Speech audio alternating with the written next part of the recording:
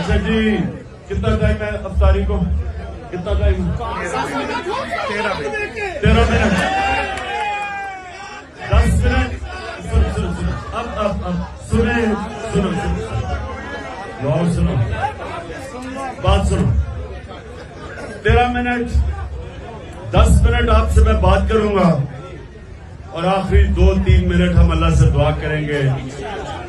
अफ्तारी से पहले याद रखा, हमारे बड़े कहते थे कि कबूलियत दुआ की सबसे ज्यादा अफ्तारी से पहले होती है, चंद मिनट पहले। इसलिए जो मैं अब सबको,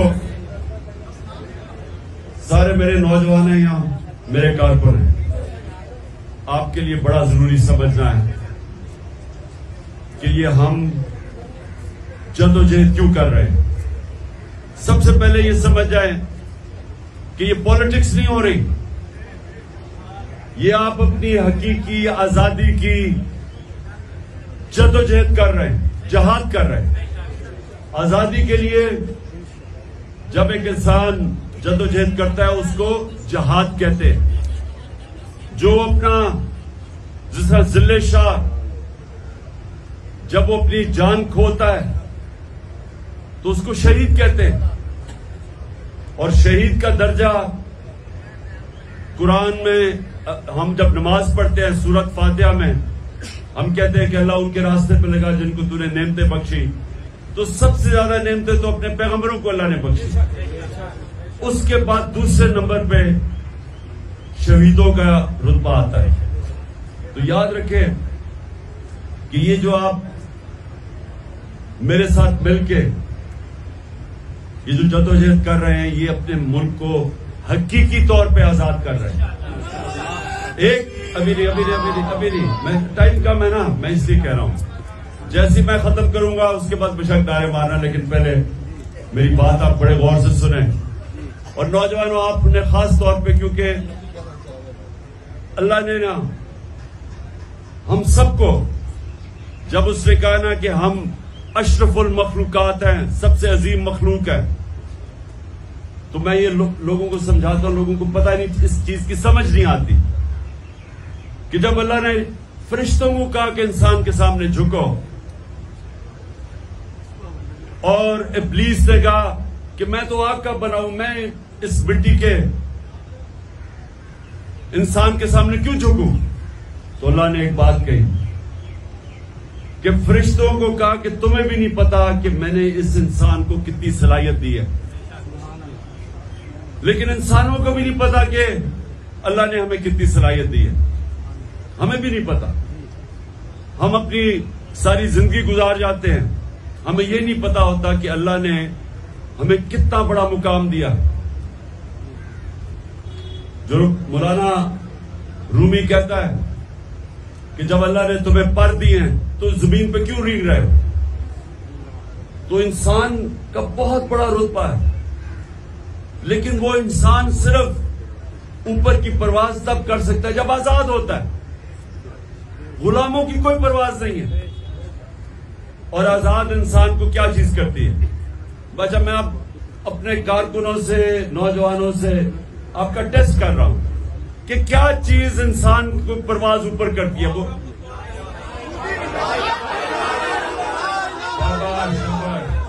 ला इलाहा इल्लल्लाह, कोई नहीं है खुदा सिवाय अल्लाह के। यानी कि हम किसी के सामने नहीं झुकते सिवाय अल्लाह के। ये इंसान अपनी आजादी का दावा करता है कि मैं आजाद हूं, और आजाद की परवाज है ऊपर। और मेरे नबी सल्लल्लाहु अलैहि वसल्लम ने मदीना में वो अरब जिनकी कोई हैसियत नहीं थी, 2 सुपर पावर्स थी दोनों तरफ, अरबों की कोई हैसियत नहीं थी,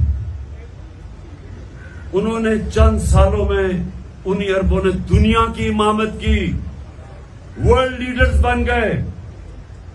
ला इलाहा इल्लल्लाह का मेरे नबी ने उनको दिल में मतलब समझा दिया, आजाद कर दिया। हम जो जंग लड़ रहे हैं, हम हकीकी आजादी की जंग लड़ रहे हैं, क्योंकि हम आजाद नहीं हैं। हर जगह लोग गुलामी में जकड़े हुए हैं। थाना, कचहरी, पटवारी, देहातों में चले जाए, वो बेचारे उनमें ही उलझे हुए लोग। यूरोप में क्यों नहीं है? वहां क्यों नहीं थाना, कचहरा, पटवारी? क्योंकि इंसाफ है। जिस माशरे में इंसाफ नहीं होता, लोग गुलाम होते हैं। जिस माशरे में इंसाफ नहीं होता, जुल्म होता है, ताकतवर की गुलामी करता है इंसान। मकबूजा कश्मीर में क्या हो रहा है? पकड़ पकड़ के घरों में उठा लेते हैं, रात के 3 बजे जाके उनको पकड़ लेते हैं, कोई किसी केस में भी जेल में डाल देते हैं। वो अगर मुजाहरा करते हैं तो उनके ऊपर गोलियां चलाते हैं, टीयर गैस करते हैं। तो क्या हमारे बाहर ये नहीं हुआ? हमारा भी उन्होंने हमें इस तरह कहा कि हम भी गुलाम हैं किसी के। हमारे घरों को भी तोड़े गए, घरों के अंदर गए, 3-3 बजे घुसे, दरवाजे तोड़े। कोई कानून इजाजत नहीं देता, कोई कानून इजाजत नहीं देता कि हजारों पुलिस और रेंजर आके इस घर के ऊपर हमला करें। कोई कानून नहीं इजाजत देता। जंगल का कानून इजाजत देता है, जिधर ताकतवर की हुक्मरानी होती है। जो हम लड़ रहे हैं, हम कानून की हुक्मरानी के लिए लड़ रहे हैं, जिसको इंसाफ कहते हैं। जो माशरा जिधर इंसाफ नहीं होता, वहां लोग गुलाम होते हैं। ये समझना है आपने। हम हर साल 23 मार्च पे करोड़ों रुपया खर्च करते हैं कि जी हम आजाद हो गए। आजाद नहीं है। छोटा सा ऊपर तबका बैठा हुआ है जो सारा मुल्क के ऊपर कब्जा करके बैठा है। और हमारी जंग ये है कि हमने अपने आप को आजाद करना है उनसे, इंसाफ लेके। ये जंग इंसाफ और आजादी की एक ही जंग है। जो भी अल्लाह के पैगंबर आए थे, ये याद रखना, सारे अल्लाह के पैगंबर एक पैगाम था, राय हक पे खड़े थे और इंसाफ की जंग लड़ रहे थे, जुल्म के खिलाफ खड़े हुए थे। हजरत मूसा फिरौन के खिलाफ खड़े हुए थे, जुल्म के खिलाफ। नमरूद के खिलाफ हजरत इब्राहिम, हजरत ईसा। जो रोम ने उनको ऊपर फतह किया हुआ था, इंपीरियलिज्म थी, उसके खिलाफ। और जो यहूदी जिनकी एलीट थी, उसके खिलाफ हजरत ईसा खड़े हुए थे, आम इंसानों के लिए। और हमारे नबी सल्लल्लाहु अलैहि वसल्लम मक्का के कुरैश उनके जुल्म के सामने खड़े हुए थे, क्योंकि वो उनको आजादी राय नहीं दे रहे थे, उनको बोलने की आजादी नहीं दे रहे थे। हिजरत की उन्होंने, मदीना गए, जिधर आजादी से अपना दीन, अल्लाह का नाम ले सकते थे। तो वो भी आज, हम भी, ये जो ऊपर चोर बैठे हुए हैं और ये जो इनके सहूलतकार हैं, हम उनसे आजादी के लिए खड़े हैं। हम चाहते हैं कि हमारे मुल्क में इंसाफ हो। और आप सबको सारे जब यहां से वापस जाए, एक तो पैम्फलेट्स देंगे सारों को हकीकी आजादी की। आपने तैयारी रखना है, मैंने आपको कॉल दूंगा और फिर सारे पाकिस्तान में हमने बाहर निकलना है पुरअमन तरीके से, पुरअमन तरीके से जो हमारा आइन हमें इजाजत देता है, पुरअमन तरीके से। लेकिन सारे पाकिस्तान में हम बाहर निकलेंगे अपनी आजादी की तहरीक के लिए।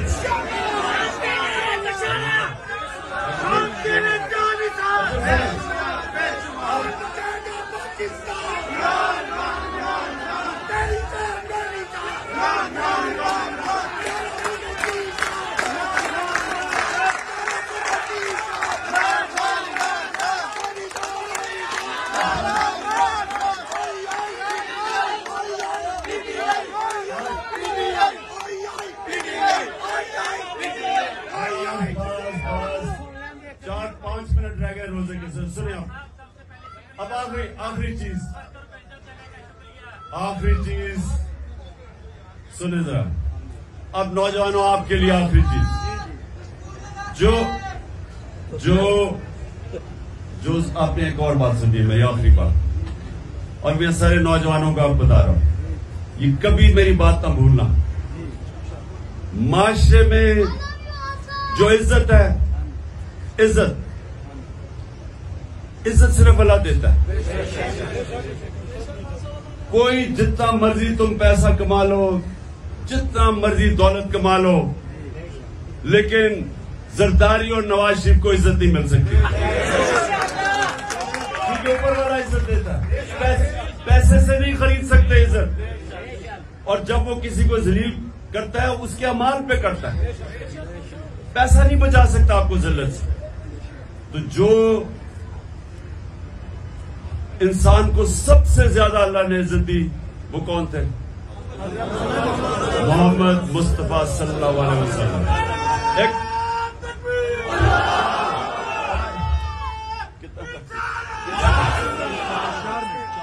अच्छा जी 4 मिनट 2 मिनट, अच्छा 2 मिनट रह गए। सुने जरा, उनका नबूवत से पहले भी उनका जो किरदार था उसकी बुनियाद 2 चीजों पे थी, सादिक और अमीन। एक सच्चा इंसान और इंसाफ करने वाला, ये 2 क्वालिटीज लीडर में होती है।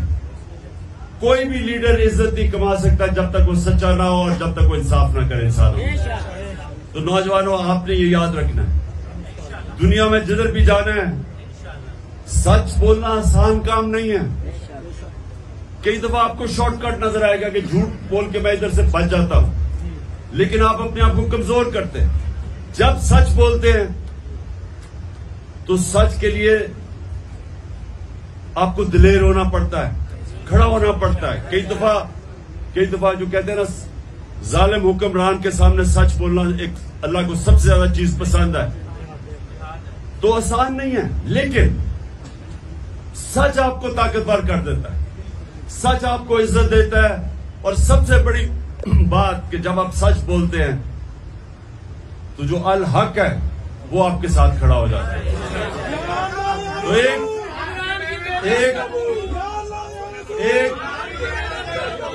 एक सच्चा आदमी सब पे हावी हो जाता है। मैं एक आपको बस आखिर में खत्म करता हूं क्योंकि रोजा खुलने वाला है। हम क्रिकेट खेल रहे थे, बड़ी देर की बात है, मैं वर्ल्ड 11 के लिए खेल रहा था, उसमें अंग्रेज भी थे, साउथ अफ्रीका में भी थे, हम पाकिस्तानी भी थे।